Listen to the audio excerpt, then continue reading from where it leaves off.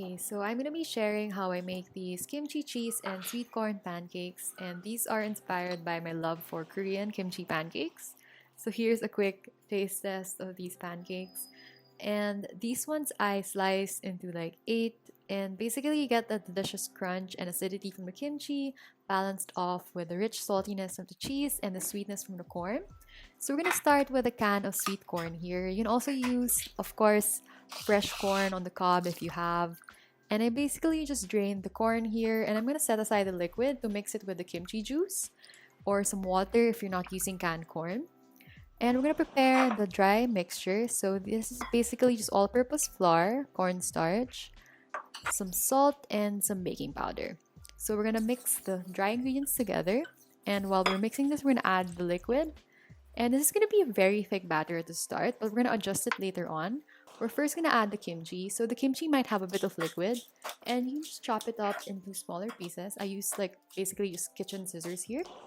And add in the corn and just mix that up with the batter. So it's going to be a very thick batter here, especially if your corn and kimchi don't have much liquid. But just mix that up until well incorporated and there's no more signs of like dry flour before you add in more liquid and some gochujang or Korean chili paste. And just mix that up as well and make sure it's well incorporated. And you can taste and feel free to adjust, add more salt if you think you need some. And lastly, we're gonna add some green onions or scallions. This is optional, but I highly recommend using. And I just cut these up into smaller pieces as well and just mix that up in the batter. So batter is gonna be very thick, but not too thick. It's gonna be easy to spread on the pan. So for the pan here, I just heated a non-stick pan with some oil.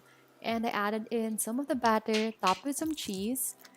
And then I added another layer of the batter on top just to cover the cheese and also fill up the pan with the pancake mix. So using my spatula, I just carefully distributed and like lightly patted down the pancake. And once it's golden brown and crisp on the side, I flip it over and just basically repeat for the remaining side until it's golden brown and crisp as well. Another option is to mix the vegan cheese into the batter, so this yields like a more even cheese distribution.